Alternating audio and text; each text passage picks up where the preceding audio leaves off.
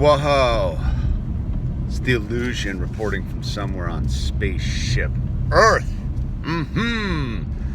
So, gotten a lot of requests lately about people asking me what my take on psychedelics are and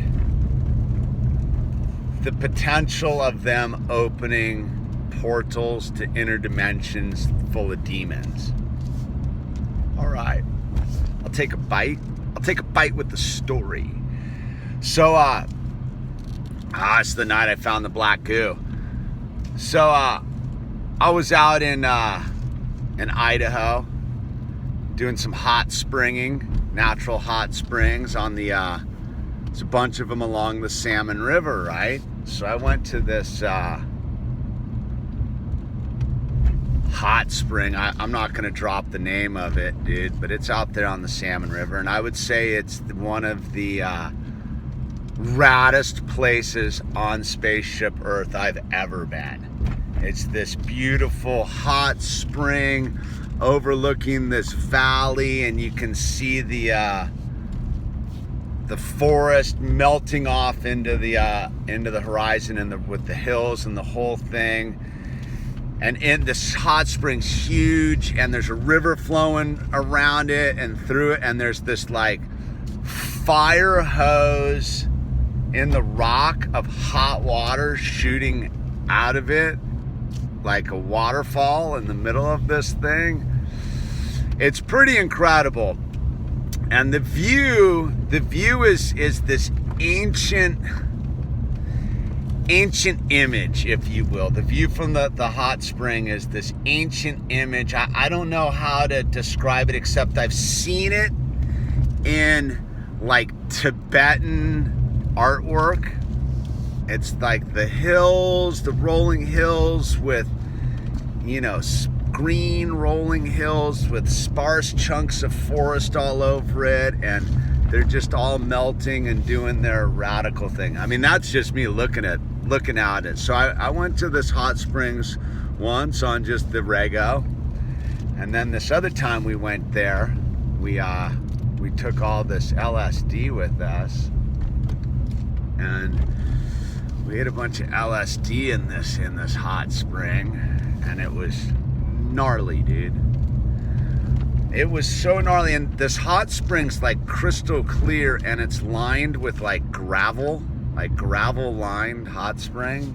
So I remember we were under there and we could breathe underwater. That was one of the incredible things going on that night. We could like breathe underwater, which was its own trip. And so we were doing the thing, and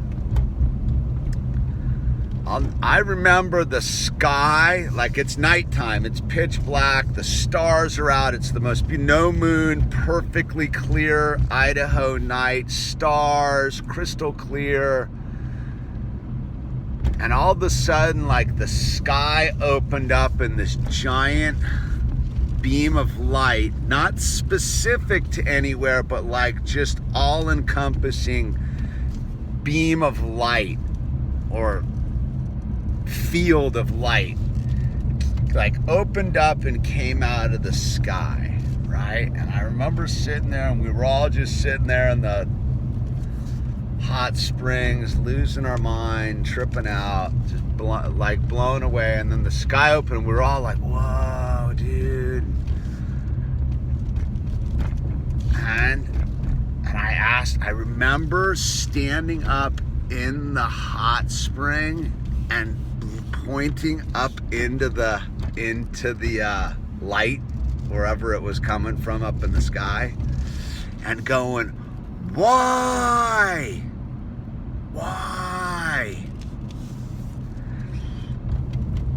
And I asked this question, right, into whatever it was, the throat of it, the belly of it, and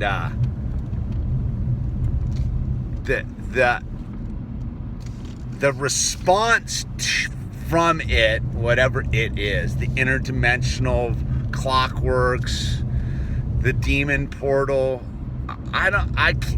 The more and more I think about it, it definitely was not God. You know what I mean? It was something else. Because the minute I asked the question, I realized I'd made a mistake. And I was like, instantly went to fear, right? I instantly went to fear. And I got up and I ran from the hot spring, right? And surrounding the hot spring was like rocks.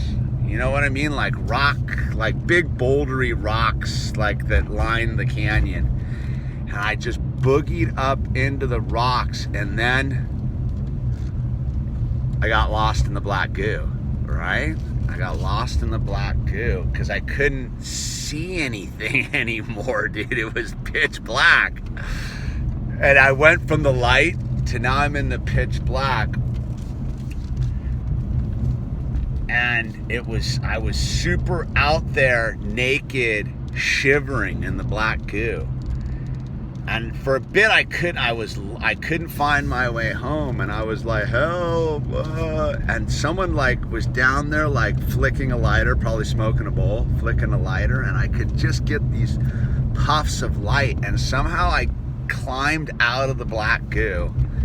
And I got back to the hot tub, and like everyone was just like, dude, what are you doing, bro? Like, come on, man.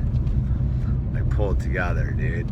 And I was like, I can't do this anymore, man. I'm like, this is too gnarly for me. This is too gnarly. So I boogied, I bailed, and I went and got my sleeping bag, dude. I was like, dude, I'm just gonna go get my sleep. I was like, dude, all I wanted was the sun to come up, man. I was like, dude, I'm gonna go get my sleeping bag. So I'm in my sleeping bag, and I saw them. I don't know, they talk about what the clockwork elves or whatever they were. I saw these, and the best visual I have on describing them is, you know, the Indonesian shadow puppet things like that they have that are those crazy like little dragon monkeys, dude, little dragon monkey elves from the Indonesian shadow puppets. I drew a picture of it the next morning. They were jumping around the trees, like they weren't saying anything to me. They were just like jumping around the trees, chitter-chatting, like pointing at me. And I could see them distinctly because like the glow of the sky from whatever portal had opened up was backlighting them. And I could see them, and I was like, dude, what the heck are those, man? And they were, and I remember just watching them in the trees being not terrified. I don't know if I wasn't scared, but I remember being like horrified. If that makes sense. Like I was like, oh God. But I wasn't like scared because there was nowhere left for me to go except inside my sleeping bag and just ride it out. Like I was like a pretty well-seasoned psychedelic tripper at that point. So I was like, just stay in your sleeping bag and ride it out, man. And the sun eventually came up, and I was like, dude. And everybody else had done whatever they had done in the thing. And I remember being pretty rattled by it. And I think it was pretty much one of my last psychedelic experiences. Pretty much after that. Because, like, I saw it. And what I'm getting at is, the more and more I do understand it, is like the false narrative of it is that it's some mind expansion, and you're gonna get to like, and I think that's like the initial like draw of psychedelics, like, oh yeah, dude, some like perception expansion, some mind expansion. You're gonna perceive some different reality, and you're gonna see some stuff. And then I think the more you explore this thing, and it's definitely an entity slash thing slash, I don't know what it is. But the more and more I look at it, the more and more I would say the weak-willed person, would be subject to demonic entities that lie within it, and they would be possibly convinced that they were friendly. But you see, when I asked the question why, it turned on me, because I was asking, because I saw what, I can't explain it, but what I saw wasn't benevolent. And I asked the why, and it did not like that question, the question of why, right? Because if it was benevolent, it wouldn't have shocked me and caused me to go into the Black Goo. It would have loved me, right? Like, that's the answer to the question of God of why is love. And so it was not love that it whammied me with. It jammed me with fear, because it was like, get out of here. What are you doing in here asking why? And then I went into the Black Goo. But see, I think in there lies the demonic insanity. I think if I'd been weaker, that I would have gone insane or been one of these people that are, talking to oranges or smiley faces or in the insane asylum. But I knew enough to like keep a grip on the fact that it was gonna pass, that I wasn't permanently like there, but it was like it was so cold. That's what I remember, is it being so cold, dude. It was straight like one of those weird Pink Floyd things, dude, when the little shivering dudes fucking out next to the wall. It was like that, man. I saw it, dude.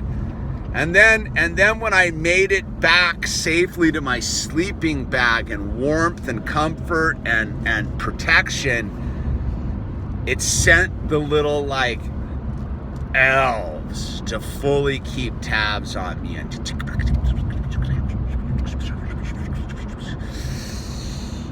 but because again I was horrified, but I wasn't afraid. I fully was like busy checking them out. Like what are there not squirrels or raccoons or anything like that? There is some straight weird stuff going on. And I'm firmly convinced that, like, you can have the psychedelic experience, if that's what you're after, sitting on a bench in a park.